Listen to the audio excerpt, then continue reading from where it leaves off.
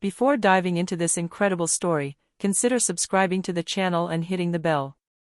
Every story here has something to say, and you won't want to miss a single one. The ringing of the phone woke me with a start. On the screen, a single name, Jason. My son. My hands were shaking slightly when I saw the message, "Mom, you have to go. It's over." 3 sentences that destroyed me more than a punch. After all these years of supporting him, sacrificing my dreams for him, now he was rejecting me like a mere temporary tenant. I looked around my small apartment, the worn furniture, the faded curtains, the family photos hanging on the wall. Everything seemed so fragile, so paltry compared to the scale of the rejection. But Jason knew nothing. Everything I had built in secret. For years, I kept my savings away from his curiosity, investing discreetly, saving every extra dollar I could. $2 million. Hidden, carefully, beneath the apparent simplicity of a modest life. My heart sank, but my mind burned with a new light.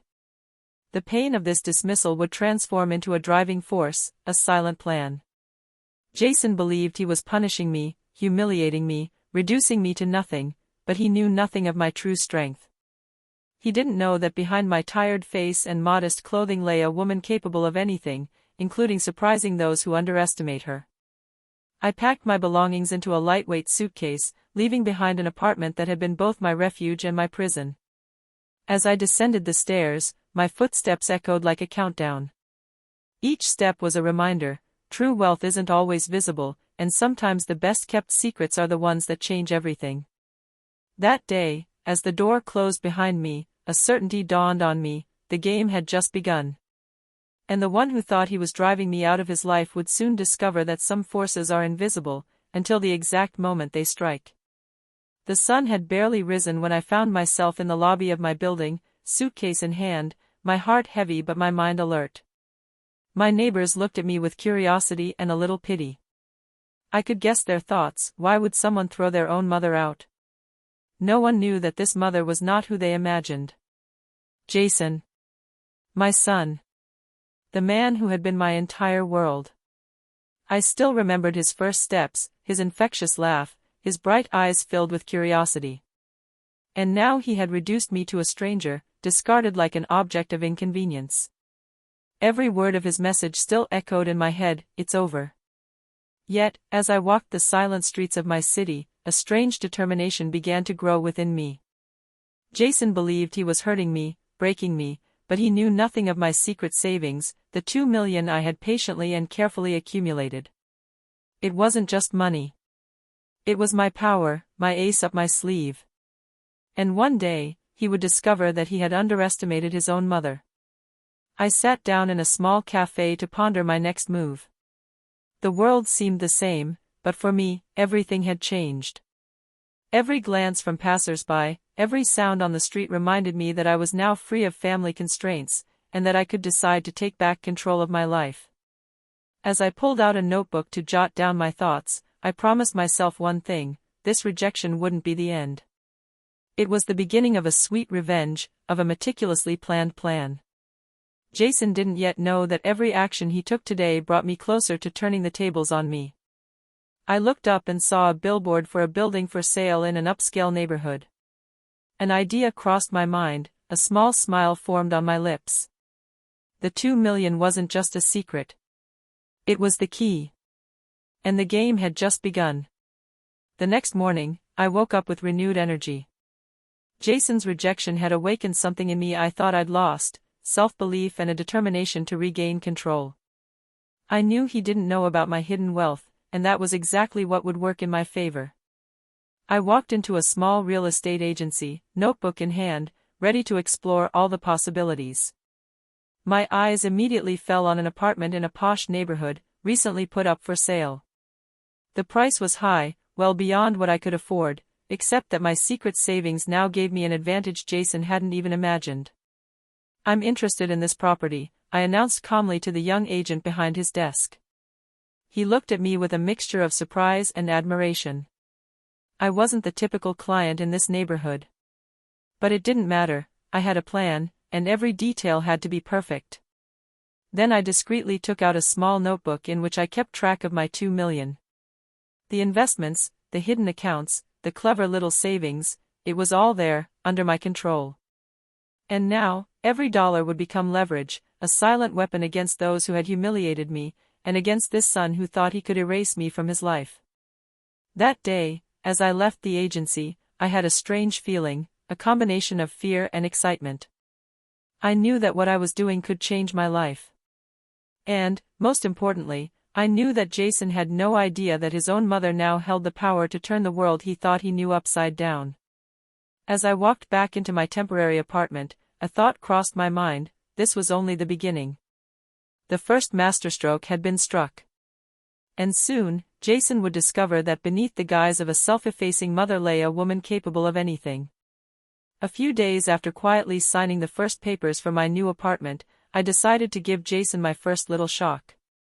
He had to realize that his mother wasn't who he thought she was. I contacted him with a simple, calculated message: "Jason, I'm buying you lunch tomorrow. There's something you have to see." A few minutes later, the answer came: "Okay. But I don't want any drama." Perfect. He still thought he had control over me. When the day came, I chose a fancy restaurant, a place he would never have imagined I would frequent. Jason arrived, slightly wary, giving me a look filled with judgment and superiority. I smiled softly, remaining calm, feigning the serenity that only a confident person can possess.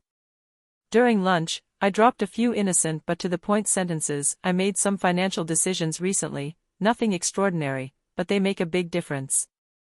Jason frowned, intrigued despite himself.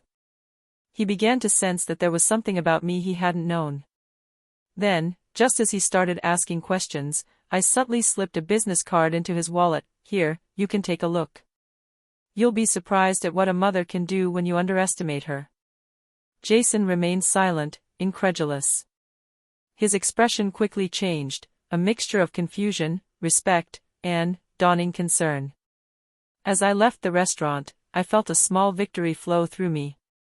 The message had been clear: I was no longer the weak, submissive mother he thought he knew. The game had just begun, and I had just placed the first real pawn on the chessboard. That evening, as I walked into my new apartment, I allowed myself a small smile at the reflection of my face in the mirror. Jason would soon learn that some truths are revealed at the exact moment you think you have everything under control. And I now had the power to choose when and how those truths would be revealed. A few days after the surprise lunch, Jason continued to harass me with messages and calls. He wanted explanations, he wanted to understand, but I remained calm. Each message received was proof that my plan was starting to work. He was realizing that I was no longer the fragile and self-effacing mother he thought he knew. I decided to set a little trap for him to test his reaction.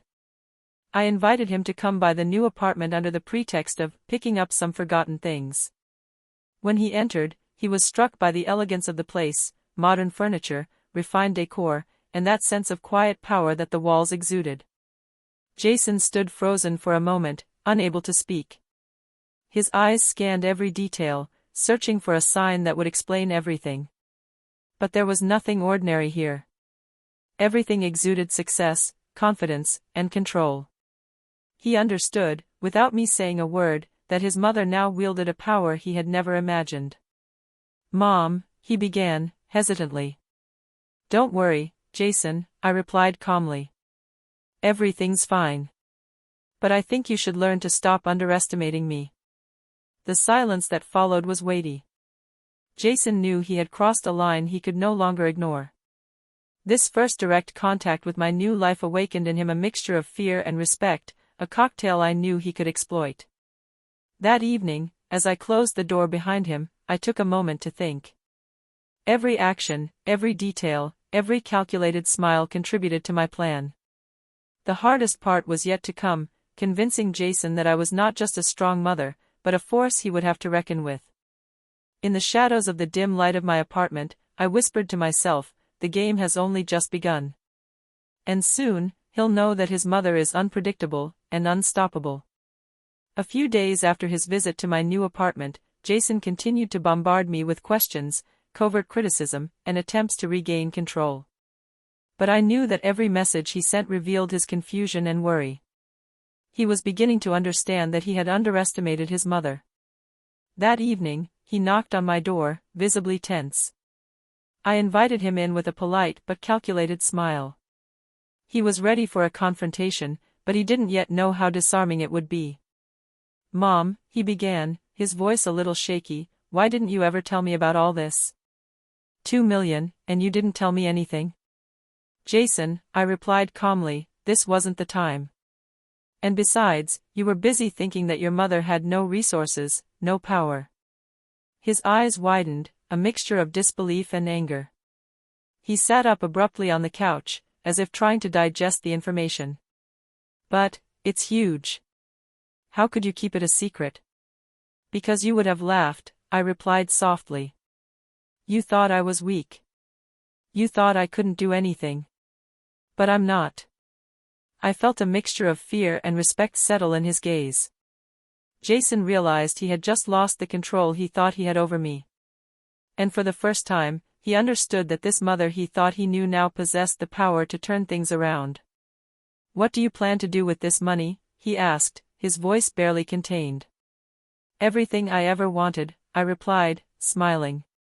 "And maybe show you that underestimating your mother is one of the biggest mistakes you can make." Jason stood up, unable to say anything else. He understood that this wasn't just about money. What I held was much more. It was a way to take back my life, to assert myself, and to show him that he had been unfair and cruel.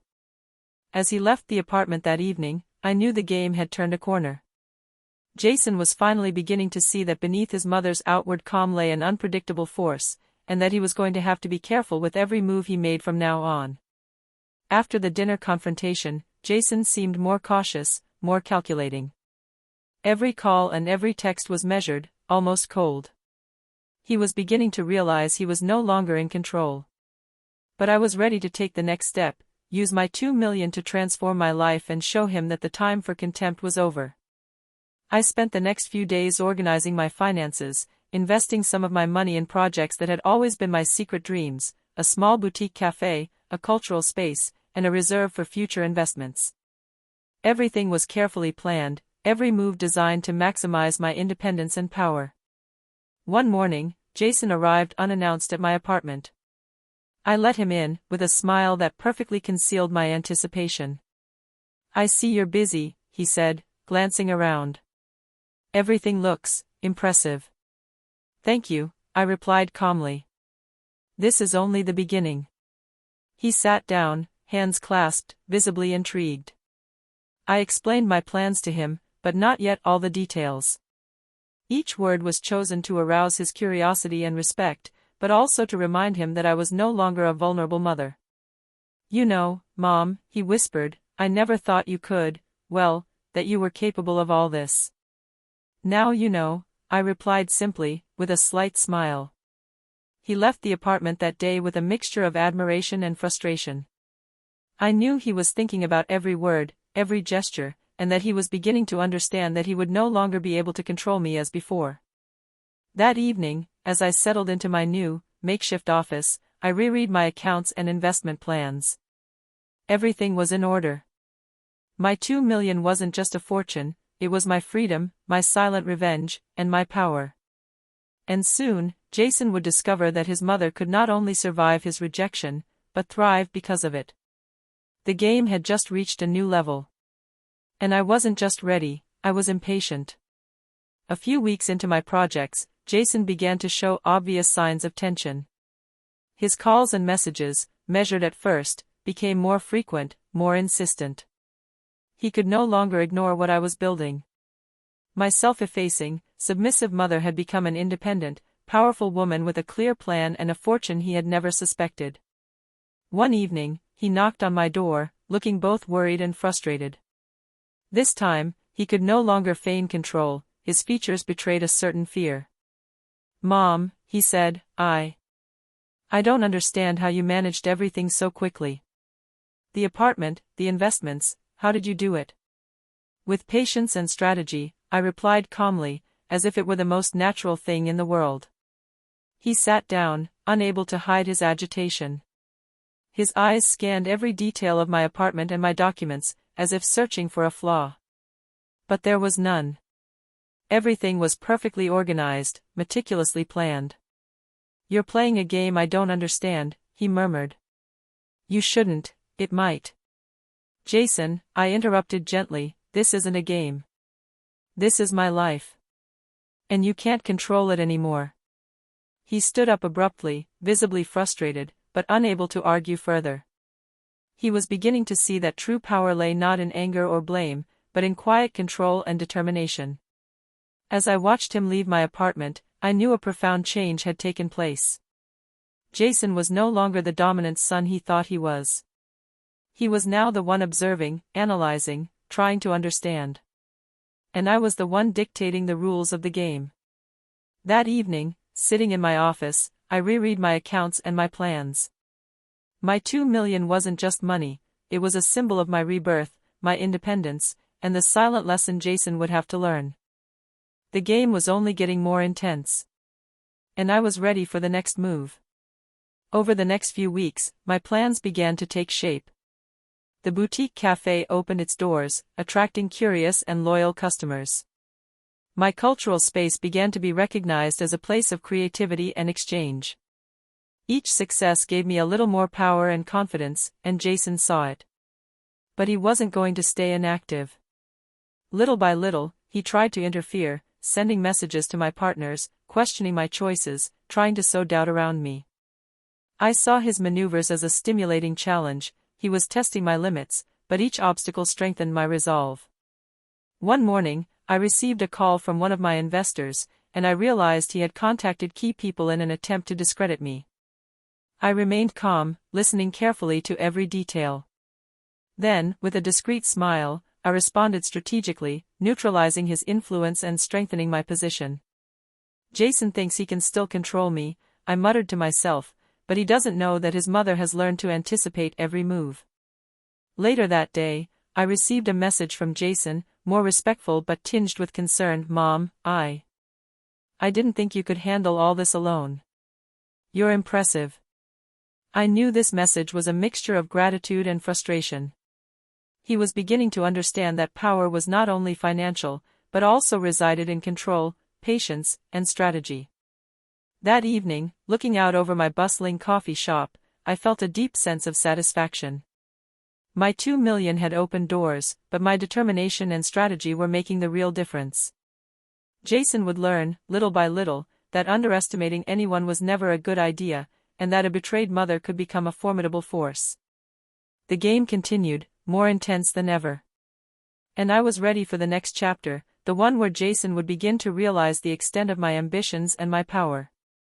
Everything had changed since I'd regained control of my life. My coffee shop was thriving, the cultural space was attracting more and more visitors, and my $2 million continued to allow me to invest wisely.